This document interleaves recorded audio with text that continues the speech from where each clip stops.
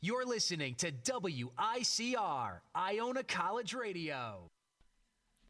Welcome back, folks, for our third segment of the day of The Rock is On. I'm your host, The Rock. We talked about football. We got into the Jets and Giants woes. Now we're going to make the transition from football to baseball, and we're going to get into the playoffs. Now, I just want to say, before I get into my points, congratulations to the Cleveland Indians for sweeping the Boston Red Sox and moving to the ALCS, and congratulations to the Chicago Cubs, a.k.a. the lovable losers, the team that never wins. Hopefully, maybe this is the year. I'm beating the San Francisco Giants 3-1 and advancing to the NLCS. And they will play the winner of the Nationals-Dodgers series, which is Game 5 is tonight. Max Scherzer versus Rich Hill, but we'll get into that later on. But I just want to get into, I want to talk about the Cubs for a second. Now, most people, I wouldn't say most people, but I'd say maybe at least half the people around the country, or maybe even a good number of Cub fans, after you lost, or after watching that game, and after witnessing the Cubs lose to the Giants on Monday night, despite Arrieta hitting the 3-run home run off Madison Bumgarner, which everyone was going berserk, and I was even watching that game. I was even jumping up and down and excited. I was like, wow, the Cubs are, they're going to do this. They're going to get to Bumgarner and they're going to knock him out early in the game and sweep the Giants. But when you watch that game unfold, game 3, the Giants made a comeback. The Cubs had a 3-1, had 3-0 lead, 3-1. Actually, it was 3-1. Yeah, it was 3-1. No, it was 3-0, then 3-1, then 3-2. Giants fought back in the third game.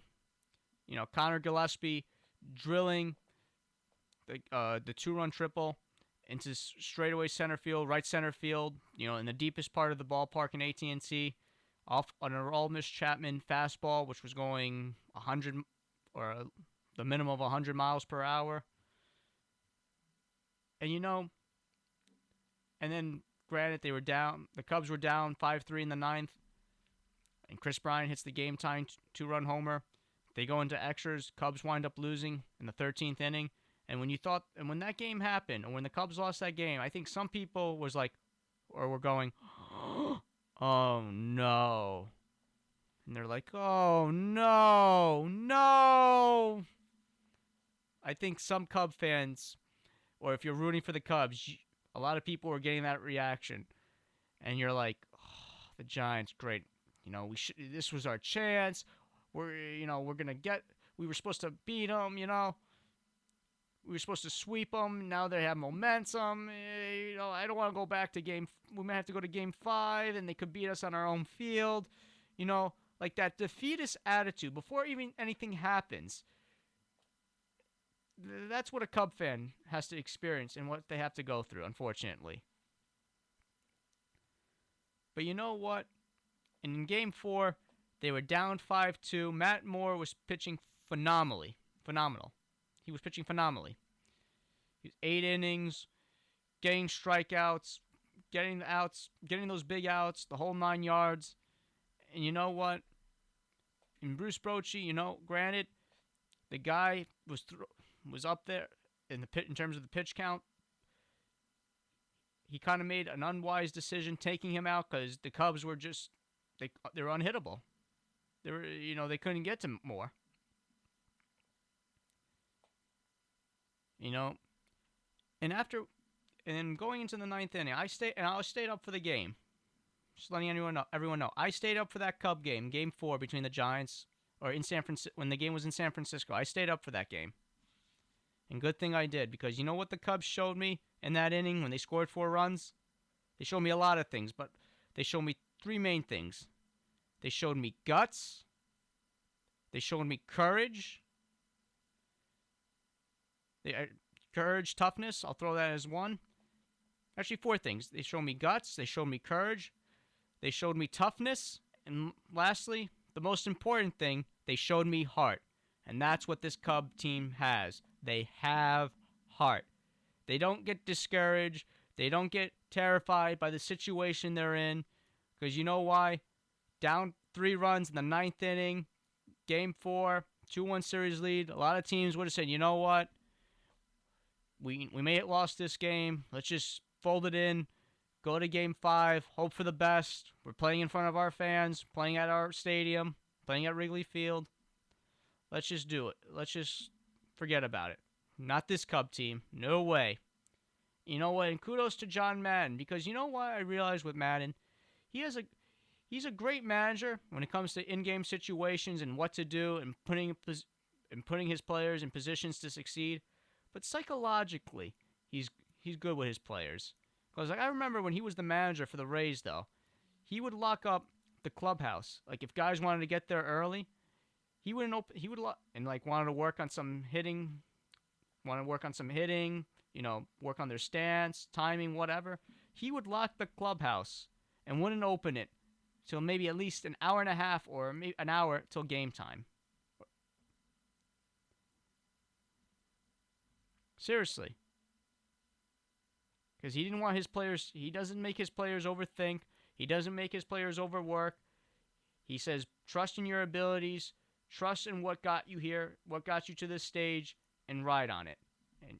And you know what? Like I said, kudos to Joe Madden for putting this Cub team having a never say die attitude. And look what happened. They scored 4 runs in the ninth inning to get the lead, to capture the lead, 6-5.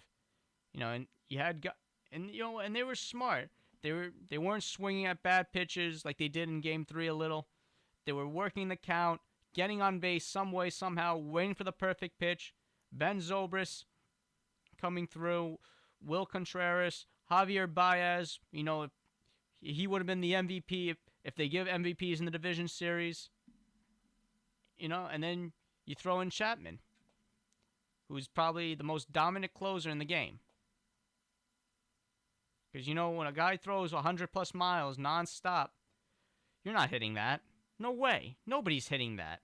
You're lucky enough to foul that off. Unless you're Connor Gillespie, like I said, drilled the pitch into center field or the deepest part of the ballpark, and it was 100 miles an hour. But you know what? This seems, when you watch the Cubs in that game on the other night, you have to think, this has to be their year. It seems like all the planets are lining up for the Cubs to make it to the World Series, and not only make it, but win the whole thing. To win the whole thing. And you know what? And it'll be a great story to see. It'll be phenomenal. It'll be the best story, and it'll be the best story of 2016, the best story in probably the last half century, and maybe even the best story in the last century. Top 5 story. It'll be if the Cubs win the World Series this year, this will be one of the top 5 sports stories in the last century. Watch.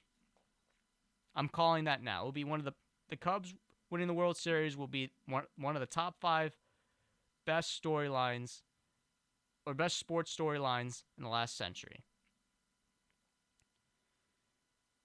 Now, we're going to get in. Now, after talking about the Cubs, let's move on to the Cleveland Indians. And Terry Francona. I wouldn't say he held a grudge, but you knew he wanted to beat his former club in the Boston Red Sox. And I believe a lot of baseball analysts, or the so-called experts, didn't give this Cleveland Indian team a lot of respect when they saw them go up against the Boston Red Sox. They said, you know what? The Red Sox bats, they're too tough.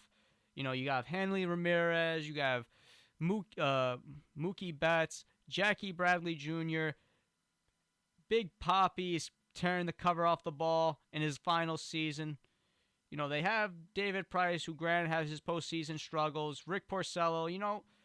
The Indians have some injuries with their starting pitchers. It's evident the Red Sox are bound to win this World Series, bound to win this division series. But you know what? This Indian team is scrappy. They're tough, and despite losing 2 of their pitchers, and Danny Salazar and Carlos Carrasco, they're still a hell of a team. One hell of a team. because you still got Corey Kluber, still got Trevor Bauer, and and you have Josh Tomlin. And then, not to mention, you have another reliever, and one of the best relievers. I'd say the second best reliever behind Chapman and Andrew Miller, who coincidentally those two guys played for the Yankees, and you had Run DMC with Chapman, Miller, and Betances. You know, and you think about it, wow, the Yankees had those three guys. Now, if they had some decent hitters, they would have been a World Series team. But that's a conversation for another day. You know, and in that game, in the game one between the Indians and Red Sox, Francona he took a gamble. He put Andrew Miller to pitch the fifth inning. And you're wondering, you know what? You're like, he's putting his closer in the fifth inning? But you know what? That just shows what kind of person Andrew Miller is, making the sacrifice.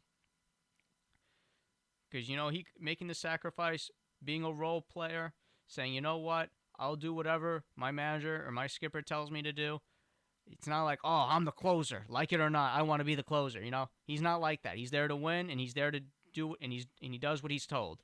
And he pitched 2-3 solid innings that game. And, you know, not to mention, also the Indians' bats were just explosive in that series. You know, Kipnis was doing well. Carlos Santana was tearing the cover off the ball. And then also not to mention the former Red Sox Mike Napoli doing a phenomenal job there as well. You know, and he's a dominant player. He's been in the postseason numerous times with the Angels, the Rangers, the Red Sox, being a part of that 2013 World Series championship team, and now with the Indians. You know, the Indians have their thing called Party at Napoli's, and I guess it's like, you know, if they win a big game or every time they win, they party at Napoli's house, Mike Napoli's house, I guess figuratively and literally as well. But that just shows what kind of player Mike Napoli is. Team player, great clubhouse guy, and he's been in the postseason before. Been there, done that. And this Indians team is going to have a tough task going up against opponent Blue Jays lineup. A lineup that consists of Edwin Encarnacion, Jose Bautista, Troy Tulowitzki, Russell Martin, you know, and goes on and on. And Josh Donaldson, last year's MVP.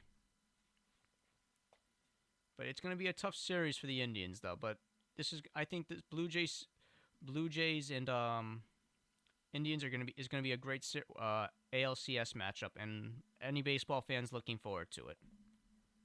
And that concludes this segment of The Rock is On.